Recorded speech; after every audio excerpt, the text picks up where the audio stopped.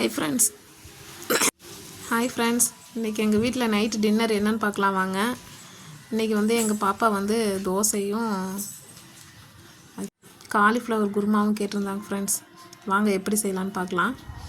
ஒரு அடுப்பில் ஒரு பேன் வச்சுக்கோங்க. அதில் வந்து எண்ணெய் ஊற்றிக்கோங்க. ஒரு 2 டேபிள் ஸ்பூன் எண்ணெய் ஊற்றிக்கோங்க. கொஞ்சமாக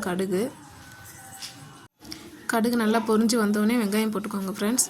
வெங்காயம் நல்லா கலர் மாதிரி வந்தோடனே பச்சை மிளகாய், கருவேப்பிலை, கொத்தமல்லி போட்டு நல்லா கிளறி விட்டுட்டு உப்பு கொஞ்சம் போட்டுக்கோங்க ஃப்ரெண்ட்ஸ். அதுக்கப்புறம் நல்லா ஒரு கிளறினதுக்கப்புறம் இஞ்சி பூண்டு பேஸ்ட்டு போட்டு நல்லா கிளறினதுக்கப்புறம் ஒரு அரை ஸ்பூன் மஞ்சள் தூள், 2 மீடியம் சைஸ் தக்காளி ஃப்ரெண்ட்ஸ் போட்டு நல்லா வணக்குனதுக்கப்புறம் எண்ணெய் பிரிஞ்சு வந்ததுக்கப்புறம் நம்ம ஆல்ரெடி வந்து காலிஃப்ளவரை வந்து சுடுதண்ணியில் ஒரு 5 நிமிஷம் போட்டு எடுத்து வச்சுருக்கோம்.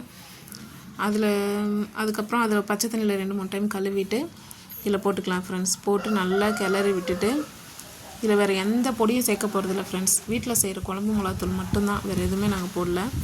குழந்தைங்களுக்கு கொடுக்கணும்ல, அதனால் கொஞ்சம் ஹெல்த்தியாக கொடுக்கலான்னு. மோஸ்ட்லி கடையில் வாங்குகிற மசாலா ஐட்டம்ஸ்லாம் அவாய்ட் பண்ணிக்கோங்க ஃப்ரெண்ட்ஸ். வீட்டில் செய்கிறத மட்டும் போட்டுக்கோங்க. அது நல்லா கிளற விட்டுட்டு அதில் இந்த காயில் வந்து உப்பு காரம் எல்லாம் இறங்குற வரைக்கும் நல்லா கிளறிக்கோங்க. கிளறினதுக்கப்புறம் ஒரு நல்லா கிளறி விடுங்க ஃப்ரெண்ட்ஸ். கிளறி விட்டோடனே நல்லா ஒரு 5 நிமிஷம் நல்லா கிளறிக்கோங்க. அதுக்கப்புறம் வந்து ஒரு 1.5 கிளாஸ் தண்ணி ஊற்றிக்கோங்க ஃப்ரெண்ட்ஸ். 1.5 டம்ளர் தண்ணி ஊற்றிக்கோங்க. அது நல்லா கொதிக்கட்டும். அந்த சைடு நம்ம வந்து அடுத்தது அதுக்கு தேவையான மசாலா கொஞ்சம் அரைச்சிக்கலாம். ஒரு 4 சில்லு தேங்காய், ஒரு 2 ஸ்பூன் பொட்டுக்கடலை ஃப்ரெண்ட்ஸ் நல்லா போட்டு நல்லா அரைச்சி பாருங்கள். நல்லா குழம்பு கொதிச்சிட்ருக்கு. இப்போ இதை நம்ம ஊற்றிக்கலாம். இதில் உங்களுக்கு வேணும் அப்படின்னா நீங்கள் இதிலே கொஞ்சம் தண்ணி கூட எக்ஸ்ட்ரா ஊற்றிக்கலாம் ஃப்ரெண்ட்ஸ்.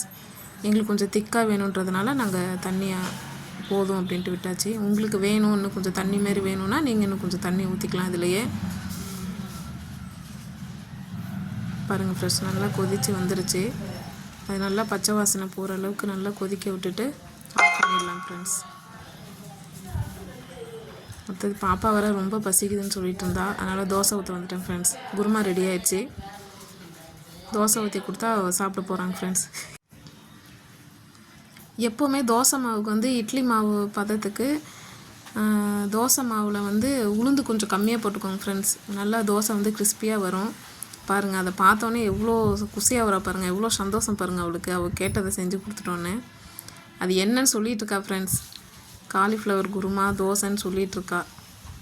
அதை நான் கேட்டுட்ருக்கேன், அவள் சொல்லிகிட்ருக்கா. இது என்னன்னு கேட்டுட்ருக்கேன், அவள் எக்ஸ்பிளைன் பண்ணிகிட்ருக்கா, சொல்லிகிட்ருக்கா பாருங்கள். அது திருப்பி கேட்குறா ஃப்ரெண்ட்ஸ், இது என்னன்ட்டு. ஓகே ஃப்ரெண்ட்ஸ், பாய். இந்த வீடியோ உங்களுக்கு பிடிச்சிருந்தா லைக் பண்ணுங்கள், ஷேர் பண்ணுங்கள், கமெண்ட் பண்ணுங்கள். இதேமாரி நாளைக்கு ஒரு நியூ சந்திக்கலாம் ஃப்ரெண்ட்ஸ். பாய். இந்த வீடியோ உங்களுக்கு பிடிச்சிருந்தா எங்கள் சேனலை சப்ஸ்கிரைப் பண்ணிக்கோங்க ஃப்ரெண்ட்ஸ். பாய்.